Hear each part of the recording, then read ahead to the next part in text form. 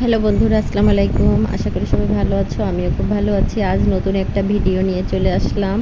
এই যে আমি সকাল সকাল ঘুম থেকে উঠে প্রথমে নামাজ পড়ে আমার শ্বশুর শাশুড়িকে খেতে দিলাম। দেওয়ার পরে আমি এখন নিচে যাচ্ছি। আজ দেখি আমার সবজি বাগানে কতগুলো সবজি ধরছে। এখানে আমি যে আমার হাঁস মুরগিগুলোকে ছাড়লাম, তারপরে এখানে আমি সবজি খেতে আসলাম। এখানে আমার অনেক ধরনের সবজি গাছ আছে, আমাদের সবজি কেনা লাগে না।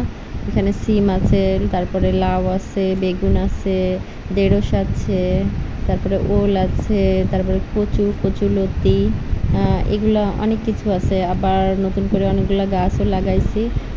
এগুলো আসলে প্রতিদিন আমি এগুলা স্প্রে করতে হয়, না হলে পোকায় নষ্ট করে দেয়।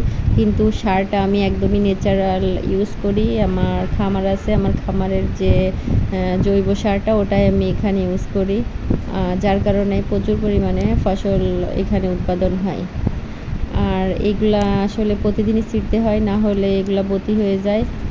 যারা হচ্ছে করে ছাদে কিংবা বারান্দায় অল্প একটু টবের ভিতরে এগুলো লাগাতে চান, অবশ্যই একটু জৈব সার আর মাটি দিয়ে এগুলো সুন্দর করে মিক্সড করে লাগাবেন, তাহলে কিন্তু প্রচুর পরিমাণে ফসল উৎপাদন হবে। আর এইখানে আমি তেমন একটা কিছু ইউজ করি না, শুধু জাস্ট যাতে পোকাটা না লাগে ফলের গায়ে, এই কারণে আমি শুধু একটা স্প্রে দিই। এটা আপনি যে কোনো কীটনাশক দোকানে গেলেই পেয়ে যাবেন এই স্প্রেটা, দাম বেশি না। আর এখানে আমার এই যে একটা লাউ ধরছে, মাশাআল্লাহ লাউটা অনেক বড়। তাছাড়া এই যে এই সাইডে আরও অনেকগুলো লাউ জালি পড়ছে। না, এগুলো স্প্রে করতে হয় এই কারণে, না হলে প্রতিদিন যে পরিমাণে পোকাগুলো আসলে এগুলোকে ফুটো করে দেয়, এই কারণে। আর আমার আসলে অনেক ঝামেলা আছে, যেহেতু আমার বাসায় আমার শ্বশুর শাশুড়ি থাকে, ওনারা অনেক বৃদ্ধ। আসলে ওনাদের অনেকগুলো ছেলে মেয়ে, কেউই দেখে না, সবসময় থেকেই আমার কাছে। এই 17 বছর আমার কাছে, ওনারা প্রথম থেকেই, আমার বিয়ে হয়েছে 17 বছরে, 17 বছর ধরেই আমার কাছে। আর এখানে এই যে যাই হোক, কথা বলতে বলতে অনেক কথাই বলে ফেলছি। আর এখানে যে পুঁই শাক হয়েছে, পুঁই শাকগুলাও মাশাআল্লাহ অনেক সুন্দর হয়েছে। বেগুন হয়েছে, বেগুন একটু ছিঁড়ে নিলাম।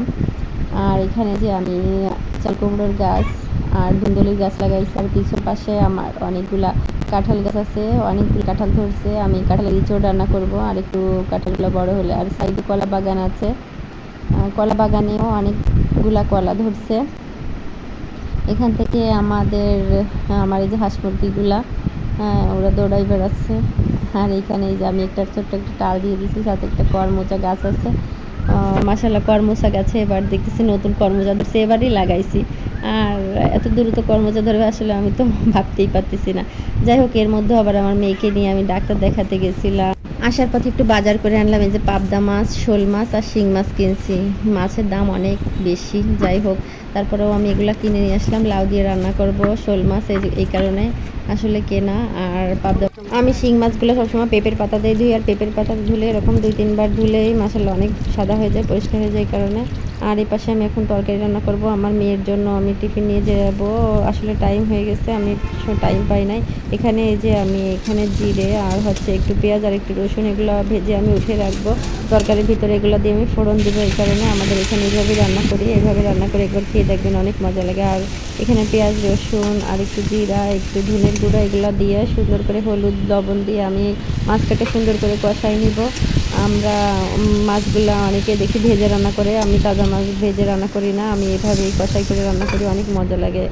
আর এইখানে হচ্ছে এগুলো আমি ধুয়ে নিলাম, নেওয়ার পরে একটা একটু ঢাকা দিয়ে রেখে তারপরে এগুলাকে আমি উঠিয়ে নেব সুন্দর করে কষাইটা একটু টাইম নিয়ে করতে হবে। একদম তেল ফুটে ফুটে উঠবে, তখন হচ্ছে এটা নামিয়ে রাখতে হবে। আর এভাবে করলে খেতে অনেকটা টেস্ট লাগে। আর এখন আমি এই যে লাউটা দিয়ে দিচ্ছি, লাউটা দিয়ে এটাকে আমি সুন্দর করে একদম মাখা মাখা করে ওটাকে আমি ইটা টানিয়ে নেব। ওর গাঢ় পানি দিয়ে টেনে যাবে, এক্সট্রা করে পানি দেওয়ার কোনো দরকার নাই। এখন আমি ঝোলের পানি দিয়ে দিচ্ছি।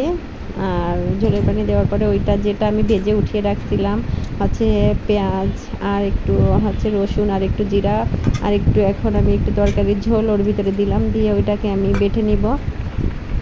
আর এপাশ দিয়ে মাছটা দিয়ে দিলাম, তারপরে একটু জাল হওয়ার পরে সেই বাটাটা দিয়ে দিলাম।